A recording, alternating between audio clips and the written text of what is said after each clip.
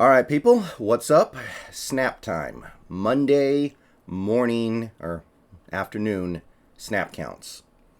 And let me tell you, we kind of went right back to the old stuff in terms of total number of snaps. I mean, it was nice for a couple weeks. We actually were running a lot of plays on offense, keeping our defense off the field. There was real balance, maybe even a little bit of a lean towards the positive. That all went out the door this week against the Saints, let me tell you. 52 plays run by the offense, basically right back to where it was in the first two games. Obviously, the offense had more success in terms of scoring and moving the ball and getting successful drives together, putting up points. Some of it was because we actually busted some big plays, so it's not entirely unwelcome, right? You need some big plays. You need to bust off those 50-yarders, and in this case, we had a 69-yarder, 70-yard run. You need those plays sometimes. They're not unwelcome, but you can really see how it knocks your number of plays run out of balance, and that can catch up to you. Now, I'm not going to pretend like the offense is to blame for the way the defense stayed on the field too much in this game. The defense needs to make their own luck there sometimes, but big picture, there were a lot of plays run by our defense and not that many by our offense. So let's take a look at how it broke out here. 52 plays run by the offense, which is literally the average of the first 2 weeks. So we're right back there. Rashad Penny got 15 snaps, and then, apparently he may come back later this year, but I seriously doubt it. I seriously doubt that we're going to bring Penny back this year unless we make the playoffs, which relatively unlikely, and even if we did, why mess with it? This guy's had a heck of a time staying on the football field as it is. Why would you mess around with a major injury when there does exist the possibility at this point of bringing him back next year, because he's not really going to cost much of anything because he can't stay healthy. Like, if you're thinking about Rashad Penny making future contributions to the Seahawks, at this point it's got to be through the lens of next year on a cheap deal, a cheap prove-it deal of some kind. So I don't see it happening. As far as I'm concerned, he's out for the year. So 15 snaps. Ken Walker takes most of the carries in his absence with 30. Most snaps he's had this year, and he did good work with them. So Ken Walker, he's going to be getting a bigger load going forward.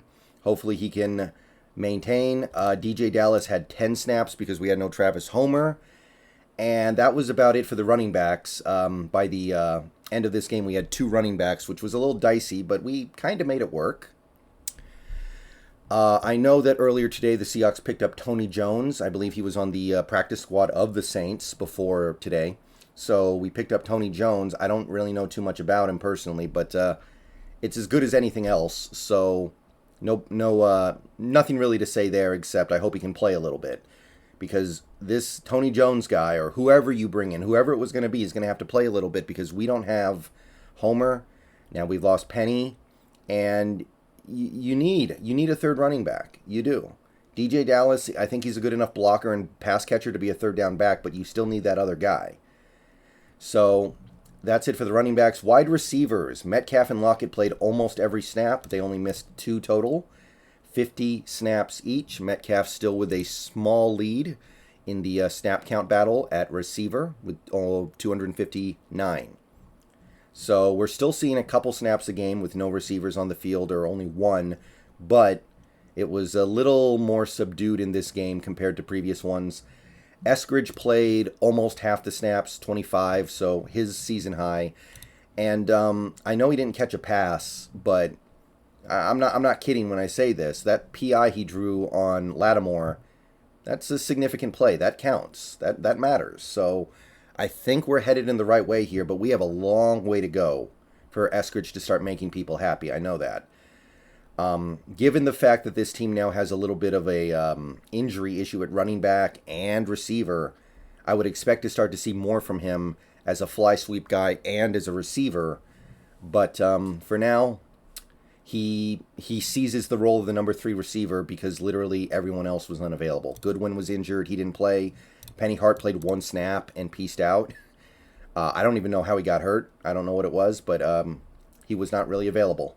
So by the end of that game, actually for most of that game, we had 3 receivers who could actually play, which was a little bit of a problem, but it's not as big of a problem when you have such a tight end heavy offense, and we did utilize that. Fant played 31 snaps, Dissly 33, Parkinson 15. So all 3 of them are still important parts of this offense. Fant had a good game. Dissly, the drop was a killer, but he doesn't usually drop passes. So that may be the only pass he drops all year. So whatever. It happens. And Parkinson, 15, so still a significant portion of the offense. Close to 30%. Not quite 30%, but close. And when you have 3 tight ends that are all significant parts of your offense, when you have 3 tight ends that are getting on the field sometimes all at the same time, it helps with the receiver and running back issue because it allows you to put enough players on the field without tapping those positions all that heavily. Okay, so that's the offense. Now going over to the defense here, 77 snaps. So kind of back to the old crap. Kind of back to the old stuff where you're on the field too much. And some of it's because the offense was scoring too fast. It was a little... It felt like an old Russell Wilson game kind of because we had a lot of big plays, but then we also had those quick punts. Like, this is what happens. The difference is we scored more than we usually did last year with Wilson, so it's still better, but you have a similar effect where you get off the field too fast on offense. So it's up to the defense to create their own luck, and for the most part, they did not. The first half was okay. The first half we saw some good stuff, but the second half, it all went to hell. But anyway, 77 snaps. Defensive line, Poona Ford and Shelby Harris led the way. 49 snaps for Poona. Still not seeing him do very much. He's just not a good fit, I don't think, for what we're trying to do. I don't know if he has trade value. I kind of feel like he doesn't. So I think the best thing you can do is just write it out. And that's going to be my position on a lot of these players, by the way. I don't think they fit what we're trying to do here. Write it out. Just maybe they figure it out by the end of the year. And probably they don't. But if they don't, you let them go. You go find new players. If they do, then hooray. You've got something going into 2023. All right? We don't have a second unit full of good players who you can sub in for these guys. The die is cast. That's kind of the phrase that I used a lot in the stream last night when it comes to this defense. The die is cast. That goes for coaches as well. I'll talk more about that later. Al Woods played 20 snaps. He would have played more, but he got hurt. I don't know what's going on there. We need good news there, though, because he's probably our best player on defense other than Woolen right now. Brian Monet played 37 snaps. I thought he actually showed up a couple times. He flashed a little bit to me. Monet is going to be heavily relied on if Al Woods is out. Shelby Harris, 42 snaps, like I said. So he's back to playing a pretty significant role on this defense. And he's the one guy on this defensive line that you can count on to make a lot of plays along with Al Woods. And if Al Woods is out, then he's kind of your only playmaker. Everyone else is just kind of a guy who's there. Sometimes they play all right. Sometimes they do their job. But Shelby Harris is the legit playmaker.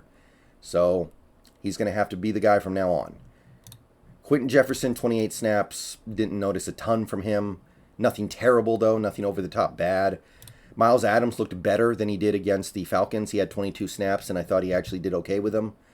But overall, the defensive line, it feels like there's a cascade effect from this defensive line that is affecting everything behind it.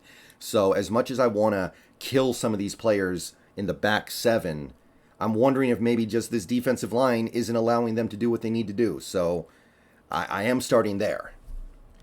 Edge rusher, Darrell Taylor, 44 snaps. Didn't really notice a ton from him. It's just not been a good year yet. It's not been a good year really so far. I think probably I will say this. I'll say this again.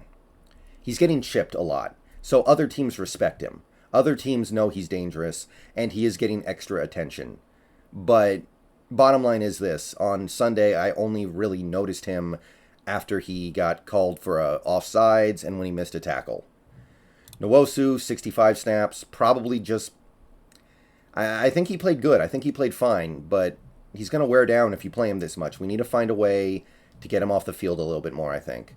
And the injuries are not making that easy, but we got to figure out a way.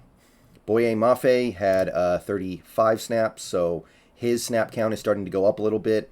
And at this point, sure. I don't think he's playing amazing or anything, but he looks like he belongs in the NFL, and right now that's going to have to be enough. We just need somebody out there who doesn't get completely blown out of the play when it's a run, and Mafe can be that guy. Alton Robinson's still injured. Daryl Johnson is on IR now, so not him. Christian Jones was playing a little bit for the Seahawks defense in this game. He was a call-up, 10 snaps. I only really noticed him on one play, but he's probably going to have to play a little bit more going forward because we just need bodies in the linebacker core right now. Inside linebacker, we had Jordan Brooks. He played every snap. And Cody Barton played most of the snaps. He played 59, so you're looking at like 3/4 almost. I will say this. PFF thought Cody Barton played a good game and that Brooks played a decent game. Not a good game, maybe like slightly above average. I don't know if I see it. I will say Barton didn't stand out to me the way he usually does, where you're watching him and you're just like, this is the worst player of all time. I mean, it's not anywhere near enough for me to believe that he's going to dig himself out of this hole. But I for whatever it's worth, trying to find some silver lining here. I don't think Barton was as aggressively bad as he often is. And maybe Brooks wasn't terrible like I thought. I still feel like he was missing a lot of tackles and he was a liability in coverage. But the coverage thing we kind of know about. One thing I'll say for Brooks is that we blitzed him a little bit in this game, and I kind of liked it. Now, obviously, we got burned to hell and back on one of those blitzes, but that's not really Brooks' fault. He's just doing what he's told, or what he's supposed to do on the play. So maybe we see a little bit more of that going forward, and I don't know. Again, this defensive line might be making these guys look worse than they are. That's very possible. I think that used to happen to Bobby. Okay, cornerback, it's a little bit of a jumble here. We've got Artie Burns. He played 16 snaps at corner. I don't really know what's going on with these two guys, what the plan is here. Burns is finally active, but he doesn't play very much. Sidney Jones inactive, despite being healthy, supposedly. Doesn't seem like we have much of a place for these guys right now. I don't know if Sidney Jones is in the doghouse, but Artie Burns and Sidney Jones, I believe, can still be good players in the NFL, so if somebody wants to offer something up in a trade for these guys, I would definitely look into it because we are getting pretty good play from our corners without Burns and Jones. It doesn't seem like we need them, and they certainly don't need to be sitting on the bench in what is, I mean, it's a contract year, right? They're on one-year deals. So maybe looking to move them. Tariq Woolen played every snap, seemed to play quite well. Got hosed on a terrible penalty call. Michael Jackson played fine. Got beat a couple times, gave up some catches, but I thought he played fine.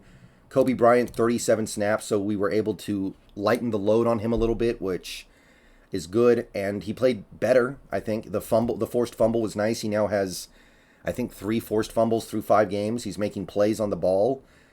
Coleman did not play, despite, I believe, being physically capable of it at this point. We're taking it easy with him, which I guess makes sense because he's an older player. Ryan Neal played every snap, all 77. He played them at safety mostly, I believe, which is understandable because he's replacing Josh Jones. I don't think Ryan Neal's a very good safety, but he is better than Josh Jones. Everybody's better than Josh Jones, so it is what it is. And I thought he played okay. I thought he did fine. So I'm hoping that Ryan Neal can continue to be fine at safety because we need some competency there right now, guys. We need some plain and simple competency, and Ryan Neal's capable of that. Safety, as like I said, Ryan Neal played every snap. Quandre Diggs played every snap. Again, Quandre not playing that well right now. Doesn't really look like the same guy before the injury. But I'm going to continue to say there's some really bad stuff going on in front of him right now. It's hard to really pinpoint the problem here, guys. It really is. But Diggs has been so good the last 2.5 years that when I see him playing bad, I'm inclined to believe it's somebody else's fault. I'll just leave it at that. All right, I'm not saying it's right. I'm not saying that Diggs should get a pass. I'm definitely not giving him a pass. But bottom line is that he's been good here for a while. So when he starts to play not so well, I'm going to step back and look at it and go, I'm going to try to find someone else to blame. And Josh Jones played a little bit, 14 snaps, kind of reserve role. And that's it. So let me know what you guys think about all this. I'll see you guys later on today. Peace out. Go Hawks.